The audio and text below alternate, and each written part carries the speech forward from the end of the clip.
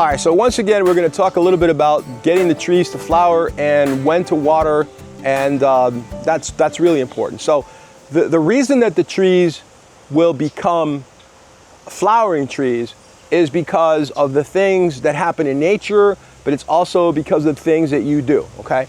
So many times people will prune their tree at the absolute wrong time, okay? They prune the trees when the trees are going to be experiencing a vegetative phase during a cool period. So basically what I'm saying is, let me explain that again.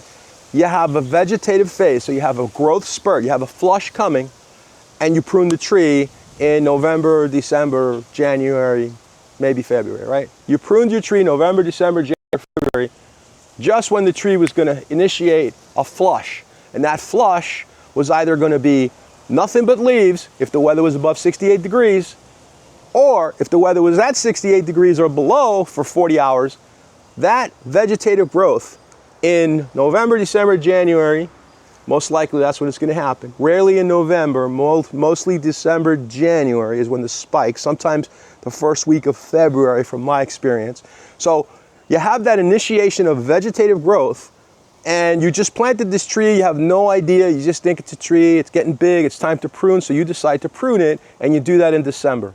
Or you do that in November, or you do that in January. Now the cold weather comes, and it was just prior, you pruned it just prior to a flush. The weather doesn't change, didn't make a difference, right? Nothing happens here, the weather didn't change. It was still too hot, you weren't gonna get fruit anyway. But if that vegetative phase was coming, and the cold snap is coming in, guess what happens? If all your cards, you played them all right, and the tree's healthy and everything, boom, that cold weather initiates a panicle to begin to differentiate into flowers, those little flowers. And that's what you're looking at right here.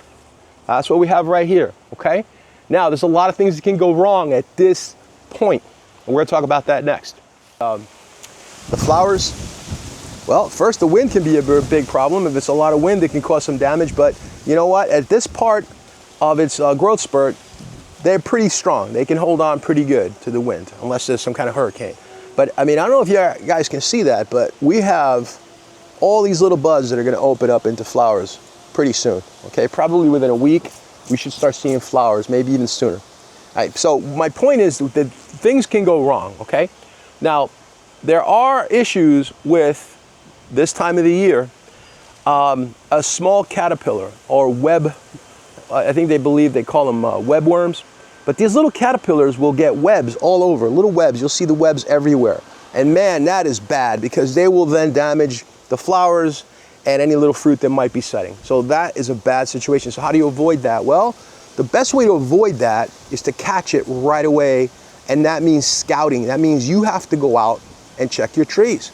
You have to go and look at them. If you see little webbing on your tree, just a beginning of a little bit of webbing, you got to hit it with something.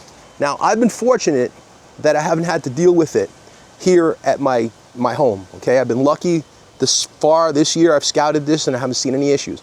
But if I did see that, I have a choice of using what's recommended, which is what commercial growers use, and that is called Intrepid. I believe it's called Intrepid 2F. It's very expensive.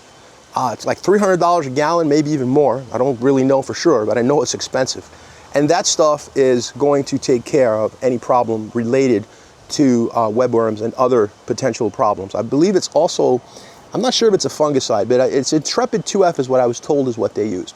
So I'm lucky, and hopefully, like I said, many things have to happen for this to be successful. And we'll be monitoring this tree together for the next 5 or 6 months. And hopefully, like I said earlier, we'll taste it and we'll see what happens with the sweetheart fruit. Now, another big problem that we're seeing is, and I haven't seen that yet either, and I think the reason for that is because I'm very good at scouting the trees, and I'm also very good at pruning the trees. And knowing when to prune, as I discussed earlier, is really important. But it's also important to, after you've done your harvest, to do your pruning and to do it in a way that harvests the fruit and also shapes the tree and compacts the tree to the size that you want. When I come back, we'll talk about some other pests. All right, so look at the tree. It's nice and wide. Look at this. Am I off camera? Look at this, all the way down there, all the way down here. It's probably a good, I would say it's 11 or 12 feet for God's sake. Its width is amazing. My height, I love my height. I don't want it to get much bigger than that. So as I said earlier, when I trim the tree, when I do the harvest, I'll keep this tree as compact as possible. A smaller tree can actually produce a lot more fruit. It's easier to care for. Problems that can be found early can be corrected early. Imagine you have a problem and the tree's, 30 feet up. How are you gonna fix it? You can't even get up there, right? Well, you can, but it's a mission to get up there with ladders and everything else. Also, the harvesting is a real headache when the tree is really big. So like I said, keep your trees compact. I think it's wise to do that. A big problem that people are having right now is there's a mite, erinose, E-R-N-I-O-S-E something, erinose something mice. Mice, not mice, mite, okay? It's not a mouse, it's a mite. Okay, erinose mite. So this is a mite, okay? A mite, little creepy crawler, like a little spider, little tiny ones.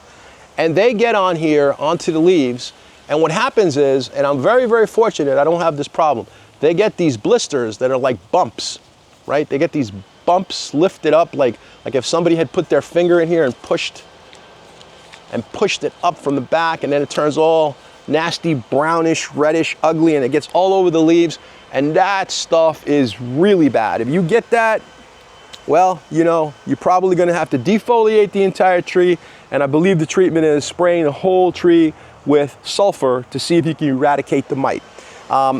We've had this problem in the past and it was eradicated and things got under control. So be aware of that, look that up, erinose mite. The tree would have to be defoliated, all the leaves have to be burned, and just spray it with sulfur, follow the recommendations, and then you hope that it doesn't come back. And it may come back again, so you may require a couple of treatments. So that's something to be aware of if you're growing lychee trees. It's a big problem. I believe it started on the west coast of Florida. They had a quarantine for a while, and then little by little it made its way across the east coast. So now we're dealing with it. Haven't seen it too much in Broward County, though I did see it once in a friend's house. Went over there, looked at his tree. He's showing me, hey, what's this? I told him what I was pretty sure that it was.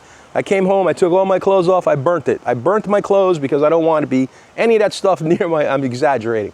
But my point is, that's how serious it is. You don't want anything like that brought to your property and spread to your tree, okay? So the treatment for the erinose mite is to use sulfur, and you can look that up online. It'll give you the whole breakdown of what you need to do. And you probably should call the people from the Department of Plant Industry to come out and check your tree and give you some other advice on how to care for it. All right, so we've talked about the tree, we've talked about fertilizer, we've talked about the pruning, we've talked about pretty much, I think, everything that's important in order to grow the tree. So if you have any comments, if you have any specific questions, please go ahead and leave a question below and I'll do my best to answer it. Or maybe someone from our group, there's a lot of subscribers here, we have about 23,000 subscribers.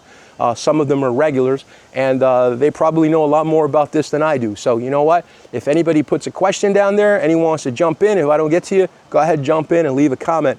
Everyone, I really appreciate you guys helping me grow this channel over the years. I hope you got some valuable information. I hope I didn't forget anything. We'll be back in a couple of months, maybe next month and the month after, so that we can look at the progress and talk about the flowers. And hopefully there'll be lots of flowers and bees swarming around my sweetheart lychee tree. And then later, a couple of months, we'll be enjoying some of this fruit.